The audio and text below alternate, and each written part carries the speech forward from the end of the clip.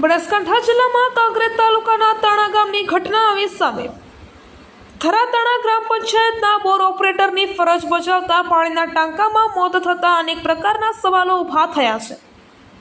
કાંકરેજ તાલુકાના તાણા ગામની ઘટના આવી સામે। થરાતાણા ગ્રામ પંચાયતના બોર ઓપરેટરની ફરજ બજાવતા વંદનજી ઠાકોરનું પાણીના ટાંકામાં મોત થતા અનેક પ્રકારના સવાલો ઊભા થાય છે। છેલ્લા 20 વર્ષથી તાણા ગ્રામ પંચાયત કચેરીમાં બોર ઓપરેટરની ફરજ બજાવતા કર્મચારીનું પાણીના ટાંકામાં મોત થતાં પરિવાર પર આભ ફાટ્યું। બનાસકાંઠા જિલ્લામાં કાંકરેજ તાલુકાના તાણા ગામની પીવાના પાણીની ટાંકીમાં બોર ઓપરેટરની તરતી લાશ મળતા ચકચકાર ફેલાઈ હતી।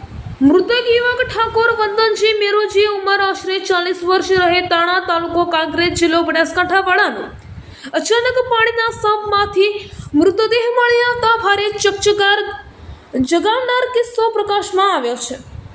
ત્યારે હવે તાણા ગ્રામ પંચાયતના તલાટી મંત્રી અને સરપંચ દ્વારા પાણીના ટાંકામાં બોર ઓપરેટરની તરતી લાશ મળતા દુઃખની લાગણી વ્યક્ત કરી હતી અને હવે થરા પોલીસને જાણ કરી મૃતકને પોસ્ટમોર્ટમ અર્થે